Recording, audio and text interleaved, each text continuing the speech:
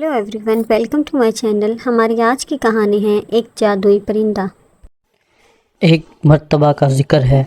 एक दूर दराज के जंगल में एक खूबसूरत शहजादी रहती थी जिसका नाम मेहरुन्निसा था। मेहरुन्निसा न सिर्फ अपनी खूबसूरती के लिए मशहूर थी बल्कि वो अपनी मेहरबानी और दिल के सुकून की वजह से भी जंगल के तमाम जानवरों और लोगों की चहेती थी। वो अपनी सल्तनत में इंसाफ और खुशी से हुकूमत करती थी और हर कोई उससे मोहब्बत करता था। मगर मेहरुन्निसा की ज़िंदगी में एक मसला था। बहुत तन्हा थी। उसका दिल चाहता था कि कोई उसका दोस्त हो जिससे वो अपनी बातें शेयर कर सके और जिसके साथ वो अपनी ज़िंदगी का वक्त खुशी से गुजार सके। एक दिन मेहरुन्निसा जंगल के एक गहरे और कदीम हिस्से में चहलकदमी कर रही थी जहाँ पहले वो कभी न गई थी। अचानक उसे खूबसूरत परिंदे की आवाज़ सुनाई दी। ये आवाज़ ऐसी जादुई थी कि शहजादी के कदम रुक गए। वो परिंदे की तलाश में इधर उधर भागने लगी। वो दरख्तों के दरमियान उसको तलाश कर रही थी।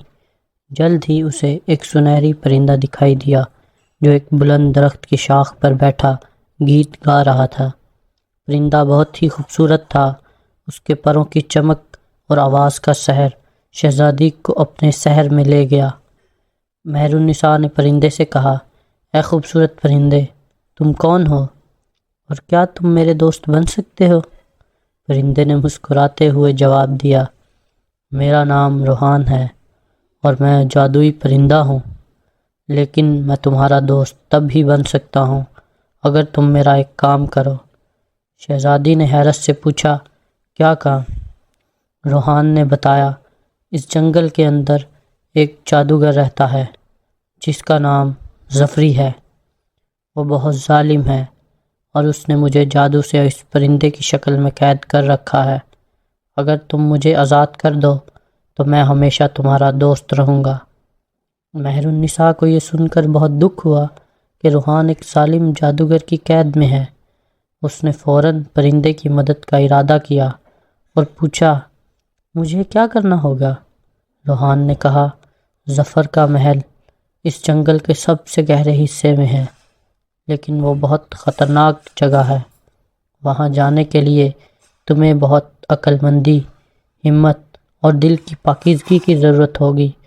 और सबसे अहम बात, तुम्हें एक ख़ास जादुई तलवार चाहिए होगी जो सिर्फ़ वही शख्स हासिल कर सकता है जिसका दिल पाक हो।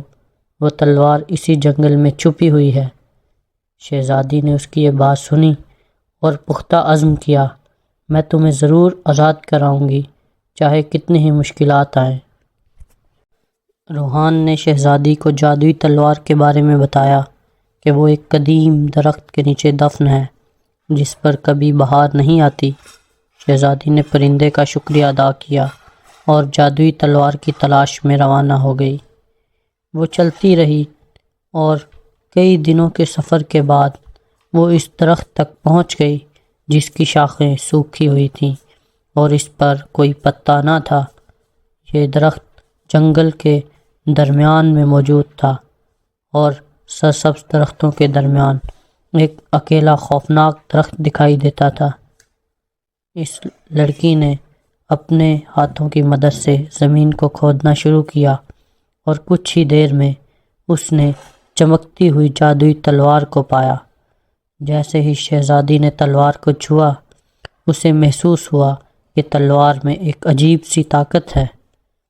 अब मेहरुन्निसा के पास जादुई तलवार थी जिसकी मदद से वो ज़फ़री जादूगर को हरा सकती थी। अब मेहरुन्निसा को ज़फ़री के महल की तरफ जाना था।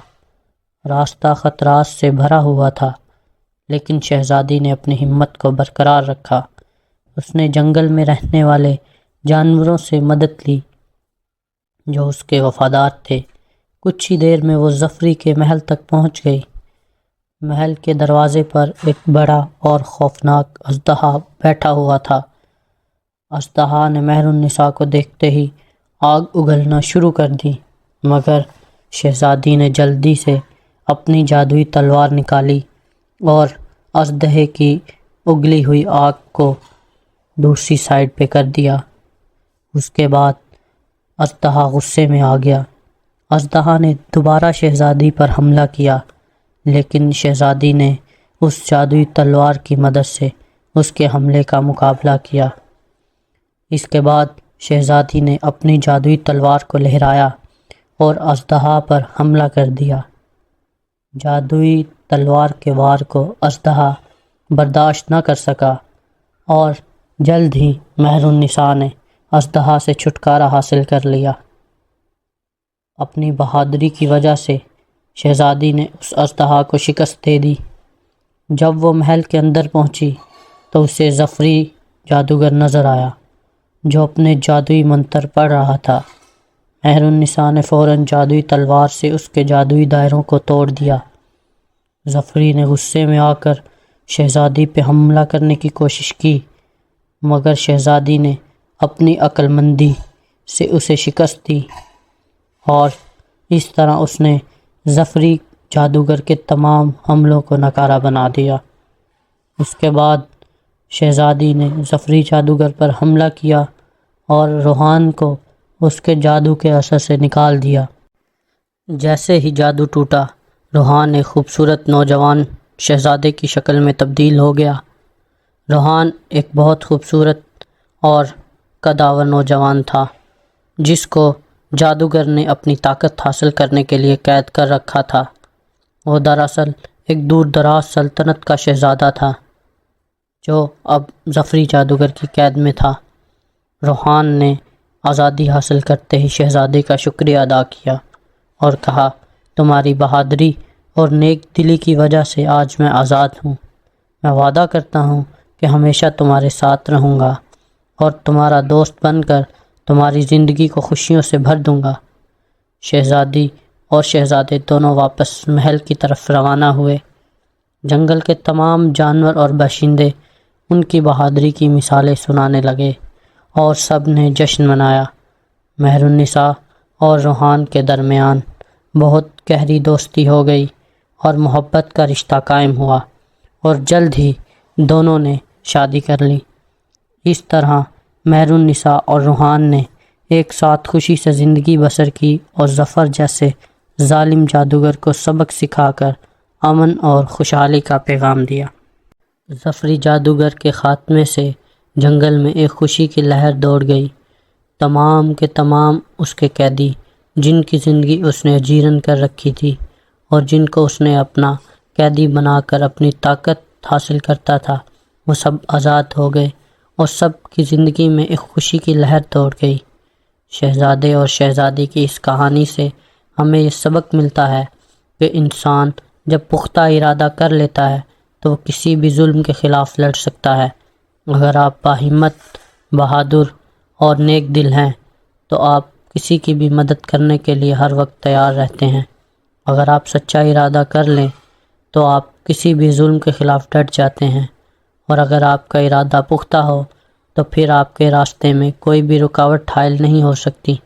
آپ ہر قسم کے ظلم اور برائی کا خاتمہ کر سکتے ہیں، جیسے کہ مہر النساء نے اپنی سچائی، بہادری اور نیک دلی سے اس ظفری جادوگر کا خاتمہ کیا۔ Thanks for watching my videos.